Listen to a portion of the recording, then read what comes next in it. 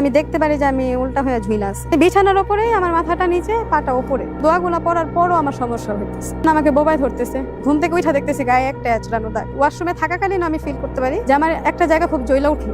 আমি আয়নার মধ্যে দেখতে পারি যে আমার পুরো ফেসে খামচির দাগ, একদম কাটা অনেকগুলা দাগ। তো সবাই আমারে দেখেই ভয় পেতেছে। ক্ষতটা আর কি এরকম ছিল, গ্লাসে জিনটাকে ডাকাইতে পারে। তো কি দিতে হবে, মানে ওই একটাই কথা, আমি রাফিনারে চাই। আমরা বাহিরে থাকি, হঠাৎ মানে আমাদের রিক্সাটা পড়ে যেতেছে, কিছু ধাক্কা দিল না, হঠাৎ যেমন চাকা খুলা পড়ে যেতেছে। ছোটবেলা থেকেই আমার সাথে অনেক ধরনের সমস্যা হইতেছিল, মানে তখন আমরা বুঝতে পারিনি যে এগুলা অস্বাভাবিক কিছু হইতেছে। 2011 সালে মানে একদিন সন্ধ্যাবেলা আমাকে একদম একতলার সান্স থেকে ফালায় দেয়। তখন প্রচুর ব্যথা পাই, মানে এমনি কোনো আঘাতের চিহ্ন ছিল না, যে দুই হাতে মানে হাতের 3 আঙ্গুল করে ছাপ ছিল এই দুই পাশে। তো তারপর ওইটাও আমরা সিরিয়াস নেইনি, যে হ্যাঁ সন্ধ্যাবেলা এগুলো হয়। তারপর 2016 সালে একদিন পূজার রাতে আব্বু ডিউটি থেকে আসে, তখন 3টা বাজে রাত। তো দেখা গেছে আমি গেট খুলতে যাই, তারপর ওয়াশরুমে যাই, তারপর শুইতে যাই। তো ওয়াশরুমটা ঘর থেকে একটু দূরে ছিল। আমি যখন রাতে ওয়াশরুমে যাই, তখন যে আমার মানে আচমকাই আমার গায়ে একটা মানে আমার ফেসে একটা বাতাস লাগে। তখন আমি নিজেই কেন জানি হাসছি, আমার এখনো মনে পড়ে যে আমি নিজেই হাসছি কেন জানি। তারপর আমি ঘরে আসি, ঘুমায় যাই। আমি ঘুমের মধ্যেই ছিলাম। তো ওই দিন রাতে আমি যখন ঘরে শুইতে আসি, আমি যখন ঘুমায় যাই, তখন 5-10 মিনিটের মধ্যে আমি ফিল করতে পারি, মানে আমি দেখতে পারি যে আমি উল্টা হয়ে ঝুলে আছি। মানে আমার এক পা ধরে ভেন্টিলেটরের এখান থেকে আমাকে ধরে রাখছে। বিছানার উপরেই আমার মাথাটা নিচে, পাটা উপরে। কিন্তু আমি তখন ঝুইলা ছিলাম, এমন না যে বিছানায় মাথাটা লাইগা ছিল। তখন যেমন আমি আব্বু আম্মুকে ডাকি, ওনারা শুনে না। মানে তখন এরকম হয়ে গেছিল যে মানে আমার ডাক কেউ শুনতে পাইতেছে না, নাহলে আমি এমনি ডাকলে কিন্তু শুনতে পাই, যে যতই ঘুমে থাকুক। তো আব্বু আম্মুকে ডাকি, শুনে না। আমি দোয়া টোয়া পড়ি। তো দোয়া পড়ার এক পর্যায়ে আমি আর কি পড়ে যাই, মানে ঝুলন্ত অবস্থা থেকে পড়ে যাই। হ্যাঁ, বিছানার উপর পড়ে যাই। তখন যেমন মানে আমি নিজেই বুঝতেছি যে হ্যাঁ আমি পড়ে গেছি, আমি ঝুইলা ছিলাম, এটা আমি নিজের চোখেও দেখছি। পড়ে গেছি এটাও আমি বুঝতে পারছি। আমি যখন পড়ে যাই, তখন আব্বু আম্মুর রুমে আসি। তো ওনাদের বলি যে আমি এরকম ঝুলা ছিলাম, তোমাদের ডাকতেছি, তোমরা শোনো না। তখন ওনারাও ঘুমের মধ্যে বলতেছে যে তুমি স্বপ্ন টপ্ন দেখছো, মানে এটা সিরিয়াস নিও না। আমি ওনাদের সাথেই ঘুমায় যাই। আমাকে ঘুমের মধ্যে রেখে আব্বু অফিসে যায়, আম্মু বড় বোনের বাসায় যায়, তখনও আমি একাই বাসায়। আমি যখন ঘুম থেকে উঠে ফ্রেশ হইতে যাই, তখন মানে আমি আয়নার মধ্যে দেখতে পারি যে আমার পুরো ফেসে মানে খামচির দাগ, একদম কাটা অনেকগুলা দাগ। এটা আমিও করি নাই, বা কেউ করতেও দেখি নাই, বা আমি আলাপও পাইনি, মানে আমি বুঝতেই পারিনি এটা কিভাবে হইলো। তারপর আমি আম্মুরে ফোন দেই যে আমার গায়ে তো এরকম দাগ। আম্মু ভাবছে দূর এগুলা, মানে এমনি বলতেছে যে এটা কখনো হয়নি।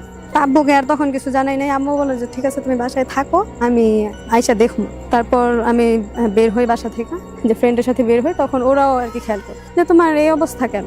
হ্যাঁ, মানে সবাই তোমার এই অবস্থা কেন। তখন যেমন মানে আমার ইয়া লাগলো যে আসলে এরকম কেন, মানে ওদের আমি এটাও বলতেছিলাম যে এটা কিভাবে হয়েছে আমি জানি না। ঘুম থেকে উঠা দেখি এরকম। তারপর আবার বাসায় যখন আসি, তো আমার চাচিরা সবাই দেখা, ওনারাও একদম ভয় পেয়ে যায় যে রাফিনা তোমার কি অবস্থা, মানে এরকম কিভাবে হইলো। তো ওনাদের কাছেও তো এগুলোর ব্যাখ্যা আমি করতে পারতেছি। আম্মুকে আবার ফোন দেই, আম্মু বললো যে আমি আসতেছি। তো উনিও যখন বাসায় আসে, মানে সবাই একসাথে এত ভয় পাইতেছে, মানে মনে হইতেছে সবাই আমারে দেখেই ভয় পাইতেছে, যে ক্ষতটা আর কি এরকম ছিল। এলাকার সবাই জানতে পারছে যে রাফিনার সাথে এরকম কিছু হয়েছে। পুরো ফুল বডিতে ছিল, একদম মানে সুইয়ের মতো যে চিকনটা, মানে খামচি দিলেও কিন্তু সেটা একটু ভারী হয়ে আসে, কিন্তু এটা একদম চিকন ছিল, একদম মানে লাগে সুইগুলো এইভাবে মানে সুই দিয়ে খোঁচাইলে যেরকম হয় ঠিক সেরকমই ছিল। হ্যাঁ, এলাকা সবাই জানা গেছে যে মানে এই বাসায় এই মেয়ের সাথে এরকম হয়েছে। তো তখন অনেকেই আমাকে দেখতে এসে তারাও ভয় পায়। নিজের চোখে কখনো এরকম কিছু দেখিনি, সবার মুখ থেকে শুনছি যে এরকম হয়, জিন টিন আসে, আঘাত করে, কিন্তু এরকম আমরা কখনো দেখতে পাইনি। তখন সবাই বলতেছে একটা ভালো হুজুর দেখাও, মানে তখন ডাক্তারের কথাটা আমাদের মাথায় আসে নাই যে এরকম তো হয় না, কখনো কোনো রোগ টোগ হইলেও কিন্তু এরকম হয় না। তখন একজন একটা হুজুরের ঠিকানা দিল যে এই হুজুরের কাছে যা। তো হুজুরের কাছে যাওয়ার পর হুজুর বলতেছে যে হ্যাঁ এটা জিনে করছে। মানে ওনাকে যখন বলে যে হুজুর আমার সাথে এটা হয়েছে, আমি জুইলা ছিলাম, তারপর পড়ে গেছি, তারপর সকালে উঠে দেখলাম আমার গায়ে এরকম এঁচড়ের দাগ। তো হুজুরও বলতেছে যে হ্যাঁ এটা জিনে করছে। মানে এরকম না যে উনি নাম টাম দিয়ে কিভাবে জানি কাইটা দেখে না অঙ্ক দিয়ে, এরকমটা উনি দেখে নেই, ও বলতেছে জিনে করছে। তারপর আমাকে গোসল দেয় 6 দিন, আমি গোসলটা করি, কিন্তু তখনও না মানে এটার কোনো সমাধান আসে নাই। ওই 6 দিন আমি ভালো ছিলাম, যে 6 দিন আমি গোসল করছি, সে একটা মানে একটা কাগজে লেখা দিছে, তো এটা ভিজায় যেমন আমার গোসল করতে হইতো, গোসলের আগে সেটা কিছুক্ষণ ভিজায় রাখতে হইতো। দাগগুলো আস্তে আস্তে চলে গেছে, যেমন আমাদের কাইটা গেলে কিন্তু এটা শুকাইলেও দাগটা রয়ে যায়, এই দাগগুলা থাকে না, মানে একবারে মিশে গেছে, যে না কিছু হয় নাই, সব নর্মালি ছিল। ওই 6 দিন ভালো ছিলাম। তারপর দেখা গেছে যে পূজা আসলেই আমার সাথে এরকম সমস্যা হয়, যে মানে আমার গায়ে আঁচড়ানো দাগ, বা আমাকে অনেক বেশি বোবায় ধরতেছে। 16 সালের পূজা থেকেই তো এটা শুরু হইলো। তারপর দেখা গেছে মানে এটাই হইতেছে আমার সাথে। 17 সালেও সেম ভাবে আমার গায়ে কাটা দাগ, 18-তেও 19-এও মানে এরকম দাগটা হইতেছে। রাতে ঘুমাই একদম ঠিক, কোনো সমস্যা নাই, বা ঘুমের মধ্যেও সমস্যা হইতেছে না। সকালে ঘুম থেকে উঠলেই দেখি যে গায়ে আঁচড়ানো দাগ, মানে পুরো গায়ে একদম চেহারা টেহারা সব আঁচড়ানো দাগ। মানে এটার কোনো ব্যাখ্যা আমরা দিতে পারি নাই। মানে শুধু পূজার সময়টাতেই, মানে আগে পরেও না। কয়দিন, 1 সপ্তাহ, মানে দাগটা যে খামচির দাগটা 1 সপ্তাহের মতো থাকে, 8-10 দিন থাকে, তারপর একদম মিশা যায়। 2016 সাল থেকে আমার বোবাই ধরা রোগটা অনেক বেশি হয়। বোবাই ধরলে যেমন আমার দম বন্ধ হয়ে আসতো, আমি দেখতে পাইতাম যে আমার মানে 2 পাশে 2 জন কালো ছায়া, মাথার উপর একজন, বুকের উপর একজন বসে আছে। মানে একদম আমি চোখ খুলে দেখতাম, এরকম আমার মনে হয়। হ্যাঁ, আমি যেমন দম নিতে পারতেছি না, আমি নড়াচড়া করতেছি, আমি একা একাই দোয়া পড়তেছি, শব্দটাও বের হইতেছে না। প্রতি মাসেই না, যেমন জানালার পাশে শুইলে, মানে হঠাৎ কিভাবে ধরতো এটার কোনো ইয়া নাই, যে মানে আমি এটা করছি এই জন্য আমাকে ধরছে, বা আমি একটা অন্যায় করছি, বা ওরা রাগ করে এটা করছে, এরকম না। মানে হঠাৎ আমি ঘুমাইতেছি, এর মধ্যে এরকম হয়ে যাচ্ছে। দিনের বেলাও এটা হয়, মানে আমার সাথে যতবারই হইলো দিনের বেলায় বেশি হয়েছে, হয়তো দুপুরের সময় নয়তো সকালে। মানে শুধু পূজাতেই কেন এরকম হইতেছে তখন আমরা বুঝি নাই, বা আসলে মানে যেমন হুজুররাও বলতেছিল যে হয়তো হিন্দু জিনে তোমাকে এরকম করতেছে, যে তুমি বের হইতেছো এই জন্য তোমার সমস্যা হইতেছে। 16 সাল থেকেই আমরা যেমন হুজুরের কাছে যাইতেছি, যখনই সমস্যা হয় তখনই মানে যে ঠিকানা দিতেছে ওইখানে আমরা চলে যেতেছি। তো সবারই এক কথা যে ওই হিন্দু জিন এটা করতেছে, তোমাকে আঘাত করতেছে।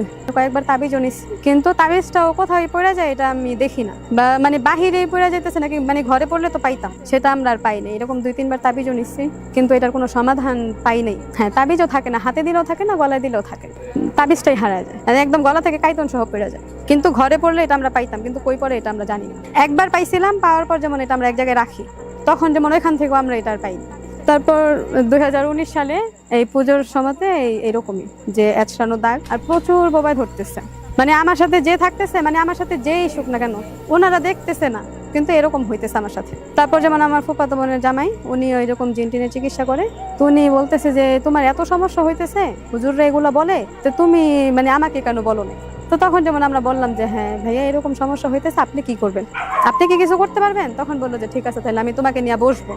তো এর মাঝে একদিন আমি মুন্সিগঞ্জে যাই, তখন যেমন ওইখান থেকেই মনে হইতেছে কেউ আমার পিছু নিতেছে। মানে আমি যখন বাসায় আসতেছে মনে হইতেছে আমার পেছনে কেউ হাঁটতেছে, মানে শুকনা পাতায় পাড়া দিলে যেরকম শব্দ, এরকম শব্দ হইতেছে, কিন্তু আমার পেছনে কেউ নাই। আমি কয়েকবারই তাকাইছি, আমার পেছনে কেউ ছিল না। তো তখন আমি বাসায় যখন ঢুকি, তখনও মানে আমি বুঝতে পারতেছি আমার পেছনে দৌড়াইতেছে, তখন আমি পেছনে তাকাই, কেউ নেই। তারপর তখন কারেন্ট ছিল না, তো আমাদের আগের বাসাটা সামনে দিয়ে অনেকখানি জায়গা ছিল, তো আমি এক পাশ থেকে যখন অন্য পাশে আসতেছি, মানে লাগে আমার দিকে দৌড় দিল, তখন আমিও ঘরের মধ্যে একদম দৌড়ায় ঢুকে যাই। এই তো ভাইয়ারে বলি যে ভাইয়া, আমার সাথে কালকে এরকম হয়েছে, যেটা কেন হইতেছে, কোনো হুজুরের কিছু বলতেছে না, বলতেছে হিন্দু জিন। তো হুজুররা তো এই চিকিৎসাগুলো করে, আমারটা কেন করতেছে না, বা আমারটা কেন পারতেছে না? তখন বললো যে এটা যদি অনেক শক্তিশালী হয় তাই তো তখন হয়, যেটা বন্দি করা যায়। তো ভাইয়া বললো যে আমি তোমাকে নিয়ে বসবো, তা আমরা বললাম যে ঠিক আছে। একদিন সন্ধ্যার পর আমাকে নিয়ে বসলো, তো ওনাদের আবার ইয়ে আছে যে গ্লাসে জিনটাকে ডাকাইতে পারে, ওনারা কিছু দোয়া টোয়া মানে কিছু আমল করে এটা জিনটাকে ডাকাইতে পারে। তখন আমাকে নিয়ে যখন বসলো, তখন ভাইয়া গ্লাসও নিল, বলতেছে তোমরা কেউ কথা বলবো, কেউ দোয়াও পড়বা না। আমরা মনে মনে দোয়া পড়তেছিলাম, কিন্তু এটাও নাকি জিনেরা বুঝতে পারে যে মনে মনেও দোয়া পড়তেছে। এটা যখন ভাইয়া মানে গ্লাসটাতে চাপ দিয়ে এটাকে মানে আনতে চাইতেছে, তখন যেমন ভাইয়ার অনেক কষ্ট হইতেছে, চোখ দিয়ে পানি পড়তেছে, মানে উনিও দম নিতে পারতেছে, আমরা বসে বসে দেখতেছি। তো এটার জন্য আমরা আরো বেশি বেশি দোয়া পড়তেছি, যেরকম হইতেছে মনে হয় কোনো সমস্যা হইবে, তাই মানে আমরা দোয়া পড়ার কারণে ওনাকে এরকম কষ্ট দিতেছে। তখন গ্লাসে আসলো, যেই জিনটা সমস্যা করতেছে ওই জিনটা আসবে না, অন্য একটা জিনকে পাঠাইতো। তখন ভাইয়া জিজ্ঞেস করলো, যে সালাম দিল, যে বললো আমার এই রুগীটার এই সমস্যা, আপনি কি কিছু করতেছেন? পরে বলতেছে না আমি করতেছি না, ও করতেছে। তো ওরা যেমন ওদের নামে ডাকতেছে যে অমুক নামের ওই জিনটা করতেছে, নামও বলছে, কিন্তু আমি মনে করতে পারতেছি না যে এটা মুসলিম গোষ্ঠী, মানে একটা গোষ্ঠী থাকে যে ওদের, এটার অনেক শক্তিশালী একটা বাবা মার একটাই সন্তান, মানে ওই জিনটা, আর এটা একদম মানে অনেক ভালো। তো তখন বললো যে তাহলে আমার রুগীকে কেন কষ্ট দিতেছে? তখন বললো যে আপনার রুগী ওর অবাধ্য হয়। তখন বললো যে আমার রুগীর সাথে কি ও কথা বলে? বলতেছে না। তা আমাকে তো তখন আর কিছু জিজ্ঞেস করতে পারেনি। তো তখন আমার ভাইয়ার ওয়াইফ ছিল সাথে, তখন বলতেছে যে তোর সাথে কি কখনো কথা বলছে? আমি বলি যে না, এরকম তো কখন হয়নি, মানে আমি সরাসরি কখনো এটা আন্দাজ করতে পারি যে আমার সামনে আসতেছে, আমার সাথে কথা বলতেছে, আমাকে কিছু জিজ্ঞেস করতেছে।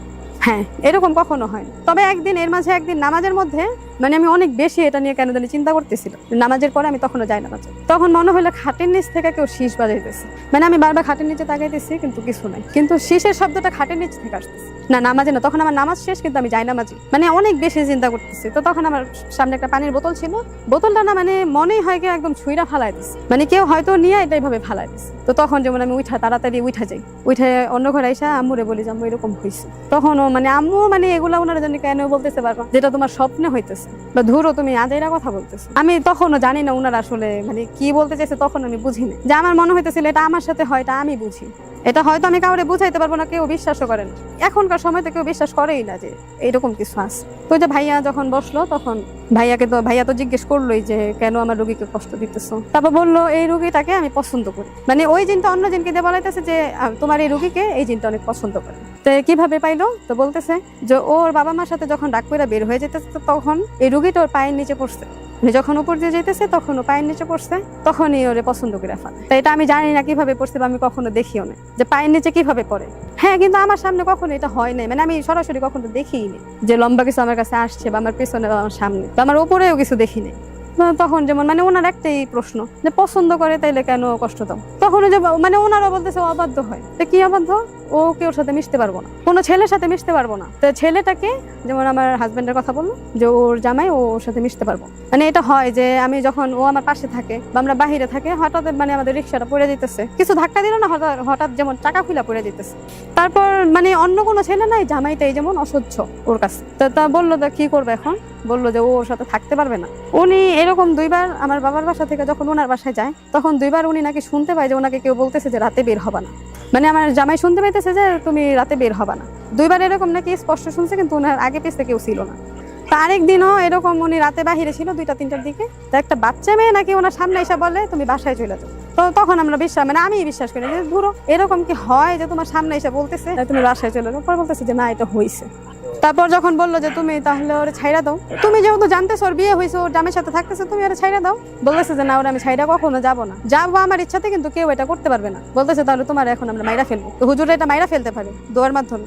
বলতেছে যে না তুমি এটা পারবা না, তুমি যদি এটা করতে যাও আমি রুগীর অনেক কষ্ট দিব, মানে এটা নাকি জিনটা বারবার বলতেছে রুগীর অনেক কষ্ট দিব। তো তখন যেমন আমার ভাইয়াও যেমন ইয়া করতে পারে যে না রুগীরা কষ্ট দিলে তো হইবে না, তখন যেমন আমার গায়ে অনেক প্রবেশ করতেছে, যে আমার উপর ভর করতে চায়, কিন্তু আমার ভাইয়া এটা দেয়নি। তো ওরা যদি একবার ভর করে তাহলে এটা বারবার করতে পারবে ভর, মানে এটা তখন ওদের কাছে কোনো বাধা হয়ে থাকবে না। তো তারপর যেমন এই যে কথা চালায় যায় যে কেন কষ্ট দিতেছো, কেন পূজা আসলে এই সমস্যাটা হইতেছে, কেন ওর জামাইয়ের সাথে থাকলে সমস্যা হইতেছে, এটা তো আর খারাপ সম্পর্ক না। তো তখন মানে একটাই কথা, আমি কেউ ওর সাথে ওরা সহ্য করতে পারবো না। তো তখন যেমন ভাইয়া এটারে মানে সাইরা দেয় যে ঠিক আছে তুমি কি চাও আমরা ওইটা করবো, তোমার কিছু দিতে হইবে। বললো না, তো কি দিতে হবে, মানে ওই একটাই কথা আমি রাফিনারে চাই। তো তখনও না মানে আমি খুব ভয় পাই যখন বলতেছে যে তোমার কি দিতে হইব। তো ভাইয়া বলতেছে যে রাফিনাকে কেন চাও, এটার মানে অ্যান্সারটা আমরা তখনও পাইতেছি না যে কেন এরকম করতেছে। যদি এটা ক্লিয়ার করে দিত তাহলে যেমন একটা চিকিৎসার মধ্যে আমরা চলে যেতাম। মানে তখন ওরা বারবার বলতেছে, ওই জিনটা বারবার বলতেছে যে আমি কখনো যাব না, আর যদি যাইতে হয় আমি নিজের ইচ্ছাতে যাবো। তো তখন যেমন ভাইয়া এটা দোয়ার মাধ্যমে আবার এটারে মানে চলে যেতে বলে, চলে যায়। তখন ভাইয়া বলতেছে যে তোমার দোষে তোমাকে আঘাত করে। কি দোষ, তোমার সাথে ও কাউরে সহ্য করতে পারে না, তুমি এটা এড়ায় যাও, মানে তুমি তোমার জামের থেকে কিছুদিন দূরে থাকো, দেখো এই সমস্যাটা হয় না। আমাকে বললো তুমি 3 কুল পড়বা, আয়তুল কুরসি পড়বা, বুকে ফু দিবা, আর কোনো সমস্যা হইব না। আমি সেটাই করি, কিন্তু এই দোয়াগুলা পড়ার পরও আমার সমস্যা হইতেছে। যেমন আমাকে বোবায় ধরতেছে, বা ঘুমের মধ্যে ঘুম থেকে উঠা দেখতেছি গায়ে একটা আঁচড়ানো দাগ, বা হঠাৎ করে ওয়াশরুম থেকে মানে ওয়াশরুমে থাকাকালীন আমি ফিল করতে পারি যে আমার একটা জায়গা খুব জ্বলা উঠলো। তখন যদি আমি সেটা দেখি যে 2টা বা 3টা এরকম করে খামচির দাগ। তো ভাইয়াকে যেমন আবার জানে, তুমি আমাকে একটা তাবিজ দেয়, তো জাফরান কালি বলে, ওইটা দিয়ে একটা তাবিজ দেয়।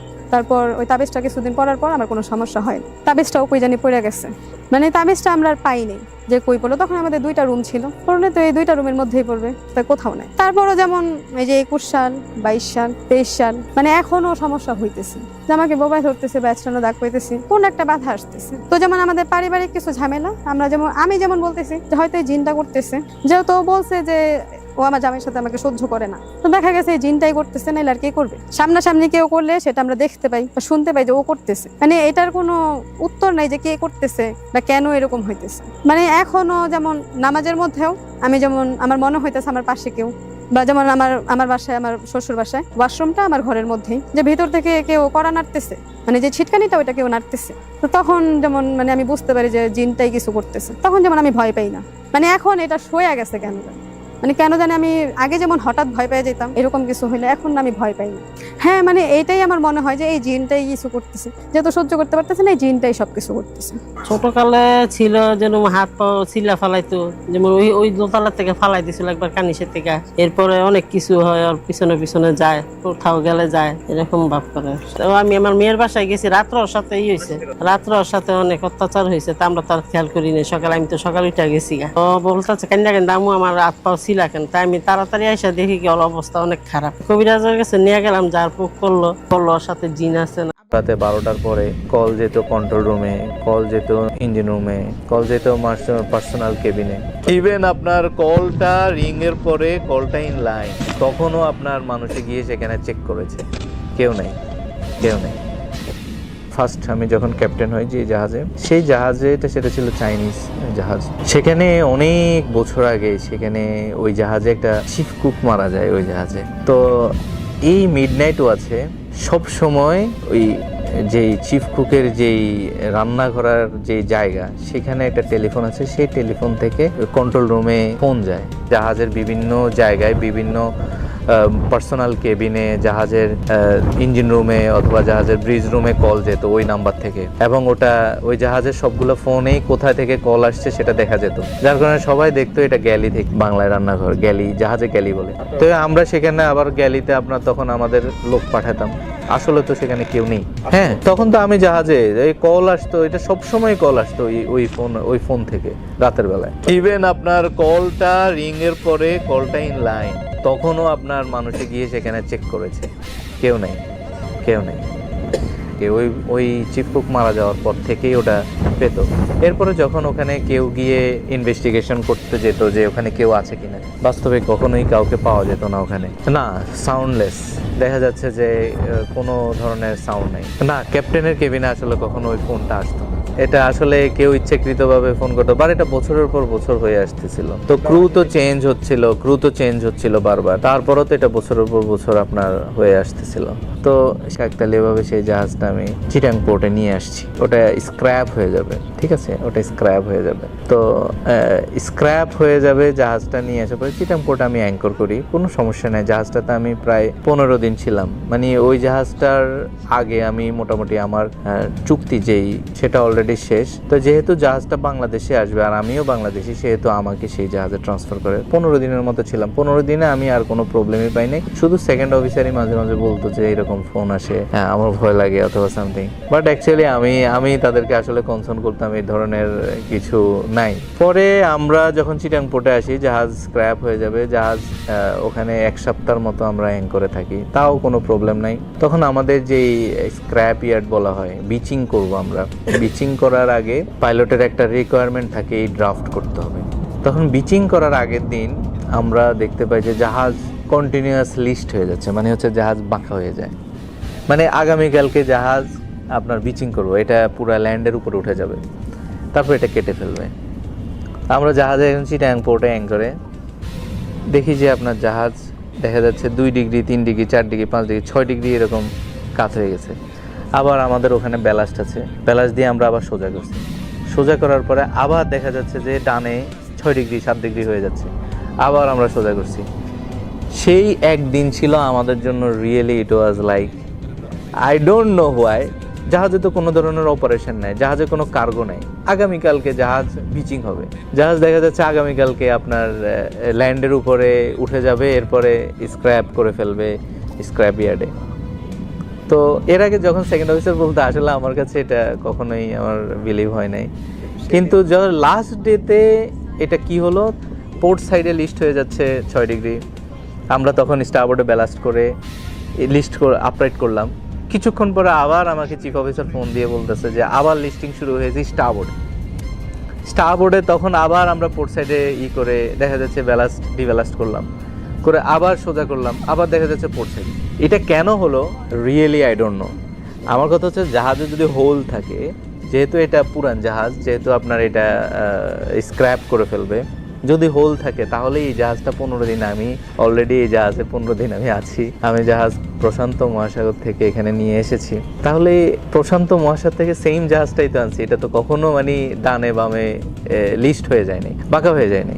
কিন্তু স্ক্র্যাপ হয়ে যে স্ক্র্যাপ ইয়ার্ডে আমরা নেক্সট ডেতে ঢুকবো, তার আগেই এরকম হচ্ছে কেন বুঝলাম না। তখন আমি আসলে হাইপার হয়ে যাই অনেকটাই। চিটাং পোর্টে তো খুবই স্ট্রং কারেন্ট, এত লিস্ট কন্ট্রোল করা it's very difficult. Very very difficult. পরে আমি সাথে সাথে আমি মানে খুবই হয়ে যায়, নার্ভাস হয়ে যাই। এরপরে বাট আলটিমেটলি কনফিডেন্টলি মেনটেন করছি সবাইকে। তারপরের দিন এসে এটা দেখি যে যখন আমাদের পাইলট উঠে, পাইলট আবার যখন জাহাজ চলতেছে, জাহাজ কোনো আর লিস্ট হচ্ছে না, এটা আমরা যাই পিচিং করে ফেলি। That was like in my life like I am feeling. এটা জেনারেলি ন্যাচারালও হতে পারে, but I don't know the history. জাহাজে এইসব নিয়ে ক্যাপ্টেন যখন বেশি কথা বলবে তখন মানুষজন নার্ভাস হয়ে যাবে। যেহেতু নার্ভাসনেসের জন্য ক্যাপ্টেন সবাইকে তখন বলতে হবে যে নাথিং ইজ দেয়ার। যদিও মানে এগুলো হচ্ছে যে সুপার ন্যাচারাল, আপনি তো বুঝেন যে সুপার ন্যাচারাল অ্যাক্টিভিটিস থাকতেই পারে। তো আপনার যেহেতু কেউ নার্ভাস হলে জাহাজে, তখন ক্যাপ্টেনেরই দায়িত্ব সবাইকে এটা মানে বুস্ট আপ করা, মানসিক শক্তি দেওয়া। এখন ক্যাপ্টেন যখন নার্ভাস হয়ে যাবে তখন দিস ইজ ডিজাস্টার।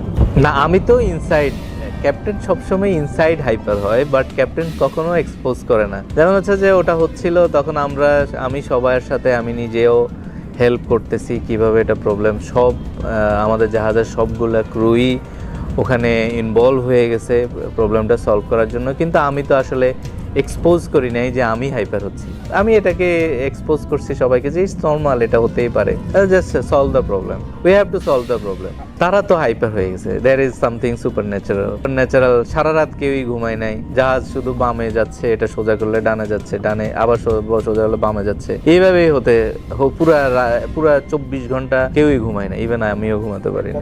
একদম একবার সোজা করলে এরপরে আবার বামে যাচ্ছে, আবার সোজা করলে ডানে যাচ্ছে, এরকম। কতটুকু সত্য অথবা মিথ্যা এটা আসলে এটার কোনো প্রুফ নাই। জাহাজ একটা বিগ প্লেস, এটা just like a big society. এখানে দেখা যাচ্ছে যে আমরা অনেক সময় দেখা যাচ্ছে যে 4 মাস জাহাজে থাকার পরেও এমন জাহাজের প্লেস আছে যে ওখানে যাওয়াই হয়নি। যেমন হচ্ছে যে আপনার ডগ ওয়াচ যেটাকে বলা হয়, মিডনাইট ওয়াচের সেকেন্ড অফিসার থাকে কন্ট্রোল রুমে, সাথে একটা তার ক্রু থাকে। সেম ইঞ্জিন রুমে ওখানে তখন 3rd ইঞ্জিনিয়ার থাকে, সাথে একটা ইঞ্জিন ক্রু থাকে, দুইটা, এই টোটাল 4 জন ওয়াচম্যান। উপরে কন্ট্রোল রুমে জাহাজ যে নেভিগেশন করে সেকেন্ড অফিসার আর একটা ক্রু আর এবি মানে এইবল সিম্যান। আর নিচে হচ্ছে যে একটা 3rd ইঞ্জিনিয়ার ইঞ্জিন রুমে, আর হচ্ছে যে একটা অয়েলার, ঠিক আছে, ওয়াচ কিপিং সার্টিফিকেট হোল্ডার। তো এখানে এই ওয়াচগুলোতে অনেকে অনেক ধরনের ঘটনা বলে। তো জাহাজটা তো এখন অলরেডি স্ক্র্যাপ হয়ে গেছে চিটাগাং পোর্টে, স্ক্র্যাপ ইয়ার্ডে। তো জাহাজের সাথে সেই রহস্যটাও বিলীন হয়ে গেছে। মানে আমি এটা ঘটনার চাক্ষুষ প্রমাণ, কারণ আমি যখন স্পটে দেখেছি তখন আমি এই সুই ফোটানো পুতুলটা আর তার থেকে যে রক্তগুলো পড়ছে এগুলো আমি দেখেছি। আমি সাহাফ, আমি রাত্রে ঘুরতে পছন্দ করি। তো প্রত্যেক দিনের মতো এরকম একটা রাত্রে আমি বাসা থেকে বের হই, ভাল লাগছিল না, যার কারণে মনে করি যে একটু পল্লীকবি জসীমউদ্দিনের বাড়ি থেকে ঘুরে আসি। তো যার কারণে আমি হচ্ছে রাত তখন 12টা মতো বাজে, আমি জসীমউদ্দিনের বাড়ির উদ্দেশ্যে বাসা থেকে বের হই এবং হাঁটতে হাঁটতেই আসি। আমার বাসা থেকে জসীমউদ্দিনের বাড়ির দূরত্ব মোটামুটি আধা ঘন্টার রাস্তা। তো 12:30টার দিকে মোটামুটি আমি স্পটে পৌঁছে, এবং যে সবার পরিচিত সজনবাদিয়ার ঘাট, যেটা তার বিভিন্ন কবিতে এসেছে, এই ঘাটে আমি কিছুক্ষণ অবস্থান করি এবং তারপর আমি মনে করি যে আসলে অনেকক্ষণ এখানে বসলাম, ভাল লাগছে না, তো বাসার দিকে যাওয়া উচিত। তো বাসার দিকে আসার আগে ঠিক ওর মোড়েই ফরিদপুরের সবচেয়ে বড় যে শ্মশান ঘাটটা, অম্বিকাপুর শ্মশান, আমি শ্মশানের ঘাটের এই এরিয়াটার দিকে যখন তাকাই আমার মনে হয় যে কখনো তো শ্মশানে যাওয়া হয়নি, তো যাই একবার ঘুরে আসি। এটা আসলে মনে হয়েছে কারণ আমি এর আগে কখনো ওখানে যাইনি, আর আমার নতুন প্লেস এক্সপ্লোর করতে ভালো লাগে। আমার ভেতর থেকে আসতেছিল যে না, আমার এখন শ্মশানের দিকে যাওয়া উচিত, বা আমার জিনিসটা টানতেছে। তো যার কারণে হচ্ছে আমি শ্মশানের দিকে আগাই। তো ওইখান থেকে 3 রাস্তার মোড় থেকে শ্মশান সর্বোচ্চ হেঁটে আসতে 1 থেকে 2 মিনিট লাগবে। এরপর আমি শ্মশানের গেটে এসেই দেখি একটি পুতুল বাঁধা। শ্মশানের গেটটা ক্লোজ ছিল, কিন্তু গেটে তালা মারা ছিল না। অর্থাৎ আমার যদি শ্মশানের ভেতরে ঢুকতে হয় তাহলে আমার ওই গেটে হাত দিয়ে হালকা চাপ দিয়ে তারপর হচ্ছে গেটের ভিতরে ঢুকতে হবে। তো যখন আমি দেখি পুতুলটা বাঁধা, আমি পুতুলটাকে একটু ভালো মতো কাছ থেকে এসে লক্ষ্য করি এবং আমি দেখি পুতুলটার বিভিন্ন জায়গায় সূচ ফোটানো এবং পুতুলটা থেকে অনবরত ব্লাডের মতো কিছু একটা পড়ছে। এখন ওটাকে এক্সাক্ট ব্লাড নাকি আমি বলতে পারবো না, ব্লাডের মতোই, অর্থাৎ গাঢ় টকটকে লাল। এবং জিনিসটা যে ড্রপ পড়ছে, আমি জিনিসটা দেখতে পাচ্ছি যে জিনিসটা নিচে ড্রপ পড়ছে এবং নিচের পুরো এরিয়াটা ভেজা, কিছু এরিয়া অল্প একটু এরিয়া ছিল যেটা ভেজা, যার কারণে বোঝা যাচ্ছে যে এটা তাজা কিছু একটা জিনিস যেটা এখনো ড্রপ করছে। ভাই বিশ্বাস করেন, এই যে আপনাকে যখন আমি ঘটনাটা বলছি আমার অলরেডি লোমগুলো খাড়া হয়ে গেছে, যার কারণে আমি বলতে পারি যে হ্যাঁ, এই ব্ল্যাক ম্যাজিক আসলে হয় এবং এটা পৃথিবীতে আসলে এক্সিস্ট করে। তো আমি জাস্ট জিনিসটা দেখার পর যখন মনে করলাম যে আসলে আমার যখন গেটের ভিতরে ঢুকতে হলে আমার হাত দিয়ে টাচ করা লাগবে, তো তখন আমি আসলে একটু ভয় পেলাম যে আমার আসলে জিনিসটায় হাত দেওয়া উচিত না, এবং ক্রমশ আস্তে আস্তে আমার ভয় বাড়ছে, আমার হার্টবিট বাড়ছে। লাগতেছে। তো যার কারণে আমি আসলে ভিতরে না ঢুকে আমি মনে করলাম যে আমি বাসার দিকে যাই, এবং এই জিনিসটা চিন্তা করার আগে আমি জাস্ট ফোনটা বের করে যে এক্সাক্ট কয়টা বাজে, যে আমি কতক্ষণ এখানে দাঁড়াবো। তো আমি তখন দেখি যে এক্সাক্ট টাইম 1:35 বাজে, এবং জিনিসটা আমার এক্সাক্ট ভালো করে মনে আছে, কারণ এরপরে যে ঘটনাগুলো ঘটে এর প্রত্যেকটাই এই ঘটনাটা হচ্ছে আমার মনে করায় দেয়। তো এই যে আপনাকে যে বললাম যে 1:35 বাজে, আমি তখন ফোনটা পকেটে রাখিনি, আমি জাস্ট তারপর পিছন দিকে ঘুরেছি, পিছন দিকে ঘুরে যে আমি এখন বাসার দিকে যাব। তো সামনে থেকে পিছন দিকে ঘুরতে সর্বোচ্চ 2 থেকে 3 সেকেন্ডের বেশি একজন মানুষের লাগে না। তো আমি ফোনটা পকেটে রাখার আগে জাস্ট ফোনটা স্ক্রিন অফ করার আগে আমি আরেকবার টাইমের দিকে তাকাই, এবং আমি দেখি টাইম 2:15। অর্থাৎ আমি ঠিক কতক্ষণ দাঁড়িয়ে আছি ওই জায়গাটায় আমি জানি না। আমি 40 মিনিট মতো এখানে দাঁড়ায় আছি, কিন্তু আমার মধ্যে কোনো সেন্স নাই, অথবা আমার এমন মনে হয় না যে আমি এক জায়গায় এতক্ষণ দাঁড়ানো।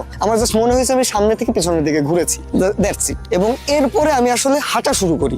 তখন আমি ফিল করি যে আমার এইখান থেকে, যে আপনাকে যেমন শুরুতে বললাম যে আমার এইটুকু সর্বোচ্চ 1 থেকে 2 মিনিটের রাস্তা ওই মোড় পর্যন্ত, আমি আসছি 1-2 মিনিটে, কিন্তু আমি যখন যাচ্ছি আমার ক্রমশ মনে হচ্ছে আমার 2 পা কেউ চেপে ধরে আছে। আমার খুব কষ্ট হচ্ছে আমার পা সামনে আগাতে, এবং আমাকে পিছন থেকে টানছে এবং ডাকছে। কিন্তু যেহেতু ছোটবেলা থেকে বিভিন্ন আমি এই ধরনের কাহিনী শুনেছি যে আসলে সব ক্ষেত্রে পিছনে তাকানো যায় না, উচিত না, যার কারণে আমি তাকাচ্ছি না। আমার ওই সেন্সটা মাথায় কাজ করছে বলে আমি পিছনে তাকাচ্ছি না, এবং ক্রমশ ডাকছে, এবং আমি ফিল করছি এই যে আজকে আপনাদের সামনে আমি যে টি শার্টটা, আমি ওই দিন এই টি শার্টটাই পরেছিলাম, এবং আমি ক্রমশ ফিল করছি আমার টি শার্টের পিছন থেকে এভাবে টানছে, এভাবে টানছে, আমার প্যান্টটা এভাবে টেনে ধরতেছে, এবং আমার পা কেউ কয়েকজন মিলে ধরে রাখছে, একজন না কয়েকজন মিলে আমার 2 পা ধরে রাখছে খুব শক্ত করে, যার কারণে আমার পাওয়ার সাথে খুব কষ্ট হচ্ছে। এবং পুরো টাইম আমি ফিল করতেছি ছোট ছোট যে নুড়ি পাথর, এই যে আশেপাশে যে নুড়ি পাথরগুলো আছে আমার পিঠে কেউ এগুলো মারছে, মাথায়, পিঠে, বিভিন্ন শরীর, মানে শরীরের বিভিন্ন জায়গায় মারছে। আঘাত পাচ্ছি না, কিন্তু আমি টের পাচ্ছি যে আমার এই ছোট ছোট নুড়ি পাথরগুলো গায়ে এসে লাগছে। কিন্তু আরেকটা কথা, যে এই যে আমার টি শার্ট ধরে টানছে কেউ, আমি ফিল করছি যে কেউ আমার হাত, মানে তার হাত দিয়ে টানছে, কিন্তু আমার শরীরে আমি কোনো টাচ পাচ্ছি না, এটা শুধু আমার ড্রেসে, যার কারণে আমার ড্রেসটা টেনে ধরছে, আমি এরকম ফিল করতেছি। এবং এই যে আপনাকে বললাম যে এই 2 মিনিটের রাস্তা, এটা আমার এইখান থেকে ওই মোড় পর্যন্ত যেতে টোটাল 30 মিনিট সময় লেগেছে, যেটা আমি 2 মিনিটে এসেছি। আমার পায়ে যত শক্তি, আমার শরীরে যত শক্তি, আমি সম্পূর্ণ দিয়ে আগানোর চেষ্টা করছি, কিন্তু আমি আগাতে পারছি না। আমি এক পা করে খুব কষ্টে যখন ওই মোড় পর্যন্ত যাই, এবং ছোটবেলা থেকে যেহেতু মুসলিম পরিবারের সন্তান, বিভিন্ন ধরনের দোয়া, দুরূদ, সূরা এগুলো পারার কারণে আমি চেষ্টা করছি, আমি আসলে আয়াতুল কুরসি অথবা সূরা বাকারার শেষ 2 আয়াত বা বিভিন্ন সূরা ফাতিহা ছাড়াও বিভিন্ন ছোট ছোট দোয়াগুলো আছে, আমার মনে যা যা আসছে তখন আমি যা অনবরত পারি চেষ্টা করছি। আমি আপনাকে যখন এই ঘটনাটা বলছি, আমার এখনো মনে হচ্ছে যে আমার আশেপাশে অনেকে আছে, আমার পিছে অনেকে আছে। এই জায়গায় আমি ওই ঘটনার পরে কখনোই আসিনি, আর এই যে আজকে আসলাম, এটা আমার জীবনের শেষ আসা, আর কখনো আমি এই জায়গাটায় ফিরবো না। তো ওইখান থেকে আমি ওই ঘটনাটার পরে, আমি ওই 30 মিনিট পার করার পরে, ঠিক যখন ওই মোড়ে গেলাম, মোড়ের যে ল্যাম্পপোস্টের লাইটটা, ঠিক ওই লাইটের ওখানে যাওয়ার পরে তারপর হচ্ছে আমার মনে হলো যে আমার এতক্ষণ যে শরীরে এরকম ভার হয়েছিল, হঠাৎ করে সবকিছু চলে গেল, আমি একদম ফ্রি হয়ে গেলাম। তারপরে আমি যত দ্রুত সম্ভব ওই দোয়া দুরূদ পড়তে পড়তে আমি বাসায় গেলাম। বাসায় যে আমি আসলে অত রাত তো আমার আম্মুকে আর ঘটনাটা বলি নাই, এবং রাত্রে যে আমি সুন্দর মতো আমার রুমে ঘুমায় পড়ছি। ঘুমানোর আগ পর্যন্ত আমার শরীর ঘামছে এবং কাঁপছে, এবং আমার মনে হচ্ছে যে আমার আশপাশ থেকে ডানে বামে কেউ আমাকে ডাকছে। কোনো আমি শব্দ শুনতে পাচ্ছি না, কিন্তু আমার ফিল হচ্ছে যে আমার ডান থেকে কেউ ইশারা করছে, আমাকে তার দিকে তাকাতে বলছে। এবং আমি শীতের দিন হয় প্রচুর ভয় পেয়ে যাই, এবং শীতের দিন হয় আমি আমার কম্বলটা একদম মুড়ি দিয়ে ঘুমাই, এবং আমি ঘেমে যাচ্ছি, প্রচুর শীত, কনকনে শীত, আমার গা কাঁপছে, কিন্তু আমি ঘেমে যাচ্ছি। এবং তার পরের দিন থেকে আমার টানা 4 দিন জ্বর, আমার সারা শরীর ব্যথা, আমি উঠতে পারছি। তারপর প্রথম আমার যে জিনিসটা মনে হলো, আমার একটা ফ্রেন্ডের সাথে আমি কথা বললাম, এই বিষয়টা আলোচনা করলাম যে আমার আসলে ঘটনাটা এই হয়েছে, আর আমার এই জিনিসটা কি করা উচিত। আমি প্রত্যেক রাত্রে স্বপ্ন দেখতাম, এবং ভয়ানক স্বপ্ন, হ্যাঁ ওই 4 দিন, এবং প্রত্যেক রাত্রে ওই একই সময় আমার ঘুম ভেঙে যেত, ঠিক 2:15, ঠিক যে টাইমে আমার মানে ওই ঘড়ির টাইমটা দেখেছিলাম, ওই 2:15 আমার ঘুম ভেঙে যেত। এবং ফ্রেন্ডের সাথে শেয়ার করার পর সে জিনিসটা বললো যে তোদের মসজিদের খতিব সাহেব তো বড় মাপের খতিব সাহেব, তার সঙ্গে আলোচনা। তো আমি জুম্মার নামাজের পরে খতিব সাহেবকে আলাদা সাইডে নিয়ে তার সঙ্গে জিনিসটা আলোচনা করলাম, এবং সে প্রথম কথা যেটা বললো যে তোমার প্রথম ভুল হয়েছে এত রাত্রে শ্মশানে যাওয়া, এত রাত্রে বাসা থেকে বের হতেই আমরা মানা করি, আর তুমি তারপর গেছো শ্মশানে। যেহেতু মানে মুসলিমের দিক থেকে বলতে গেলে শ্মশান একটা নাপাক জায়গা, আমরা জানি যেটা, তো এখানে অনেক কিছুই হয়। আর দ্বিতীয় কথা, উনি পুতুলের কথা বললো যে এটা অবশ্যই কালো জাদু করা একটা পুতুল, অর্থাৎ কুফরি কালাম করা পুতুল। এবং তিনি আমাকে কিছু আমল শিখিয়ে দিলেন যে এখন থেকে প্রত্যেক রাত্রে ঘুমাইতে যাওয়ার আগে আমার রুমের 4টা দেওয়ালে যেন আমি 4টা তালি দেই, অর্থাৎ 4টা থাবা দেই, এবং তারপরে আমি নিজের সারা শরীরে ফু দিয়ে তারপর আমি ঘুমাতে যাই। তো তারপরে আমার আসলে জিনিসটা বেশ অনেকদিন হঠাৎ করে রাত্রে ঘুম ভেঙে কেঁপে কেঁপে উঠতাম, মানে কেমন ভয় না, কিন্তু আমার হঠাৎ করে কেঁপে কেঁপে ঘুম ভেঙে যাচ্ছে, এরকম বেশ 7 দিন 10 দিন এরকম হওয়ার পর আস্তে আস্তে বিষয়টা তারপরে নর্মাল হয়। এখন আমি নর্মালি আছি। এটা আমার জীবনের সর্বোচ্চ ভয়ানক ঘটনা আমি বলতে পারি, এবং আমি ওই দিন খুবই ভয় পেয়েছিলাম।